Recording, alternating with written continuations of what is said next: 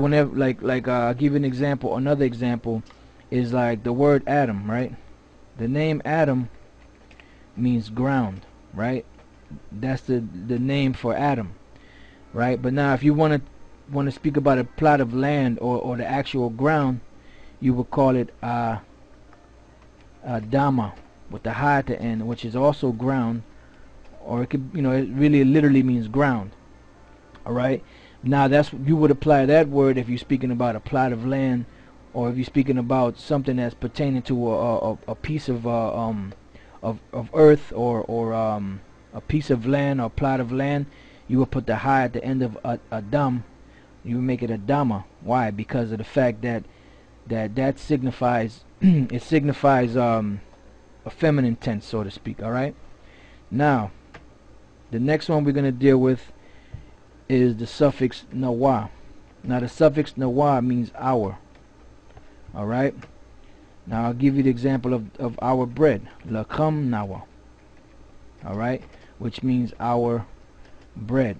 And basically the construction of any word that you have out there will be the same thing, regardless of what it is, whether it's a pen, a pencil, a chair, whether it be a bed, whatever. All you have to do is just add the nawa at the end. Same thing for the chair, kasa nawa, which means our chair. Okay, oops, our chair.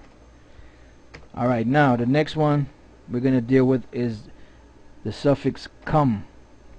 Right, the suffix come at the end of a word is your, but it's your male plural. All right, so whenever you see a come at the end of a word, it means your, but it means your, but it's in a male plural sense. All right, now the way you would say your bread for more than one a man would be lakam come. Right, now I'm gonna pull up something real quick just so you can see. Matter of fact, let me write that down. Your bread. All right, so that literally means your bread, but it means your bread plural. Now I'm gonna show you an example of that.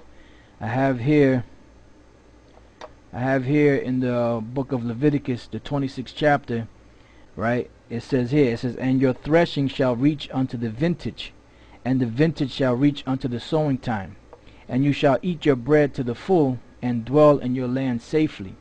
Right? So now when you scroll down here and you read through all the English, and then you come to where it says your bread, it says there lakam, right? Excuse me. But then when you go to the Hebrew portion of this and you read through here, right, when you come to the word bread, it says what? Lacham come. Why? Because it's your bread, masculine plural. Lacham come, your bread. As you see here, I'm sorry, not there, right here. Lacham, oh, I missed the lacham come. That's the same thing you saw over here. Lacham come. All right. Now, as we go down, you want to do your chair, masculine plural, is kasa come. Your chair. All right. Now, if you want to do the feminine tense, which that goes into the next suffix, which the next suffix is kan. Right. Now, keep in mind that whenever you see these letters, or these combination of letters at the end of a word, that's what it means. This one would be your, but it would be feminine plural. All right. Now we know that the word kan means yes. The word kan by itself means yes. Like if a brother asks you a question, you'll say kan or yes. But this kan here is at the end of a word. So at the end of a word, when you see the word kan would be female plural. Like I give you the example of the bread again. Lacham kan, which is your bread, female plural. Okay, and I show you the example of lacham kam with the male masculine plural in Leviticus 26th chapter. All right, now we'll give you another example of chair, kasa kan, which means your chair, but it's female plural. All right, and eventually you keep practicing, you brothers will get this. I mean, it might sound a little redundant, it might sound a little boring, or it might sound a little confusing, which is really shouldn't be. But if you study it and you practice, it'll come to you no problem. All right, now the next one, the last well, I got two more suffixes. Now the suffix ma at the end of a word means there, right? But it's there basically masculine. Okay, like I'll give you an example. You have let me drop down here. Lacham ma. Lacham ma means their bread. Okay, and that's masculine, and I'll give you an example of that. Lacham ma. And if when you brothers are practicing, you can separate the words from each other, just so you get familiar with it. But then sometimes when you read it in the Hebrew, they're all connected together. All right, so lacham ma is their bread. So now when we go here to the book of Ezekiel, the 12th chapter and the 19th verse, it says, "And say unto the people of the land, Thus saith the Lord power of the inhabitants of Jerusalem and of the land of Israel, they shall eat their bread," right there, their bread, "with carefulness, and drink their water with astonishment, that her land may be desolate from all that is therein, because of the violence of all them that dwell therein." All right, so now the point that we're dealing with here is their bread. And when you come down here and you scroll down to where it says their bread, it says lacham, right? But then in the Hebrew here, in the actual sentence, you have what? Lacham ma. All right, lacham ma, which is the same thing that we saw here. Lacham ma, which is their bread. All right, I'll show you that once again. Lacham, la, cham, ma.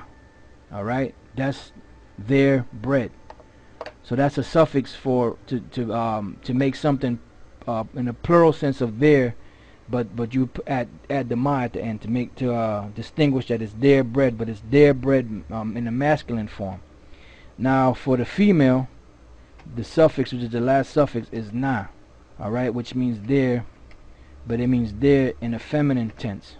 All right, just like you would have the word lacham na. All right, which means their bread, which is feminine. All right, then you have also kasa na, which is their chair, feminine. All right, so those pretty much are all the suffixes in the Hebrew. So when you see these letters at the end of a word, and all this stuff is pretty much in the Hebrew booklet. So if you go to the Hebrew booklet, you can find all these things. But it's good to go over it and touch on it and explain it. That way brothers can understand it a little bit better. All right, so those are basically the suffixes for the Hebrew language.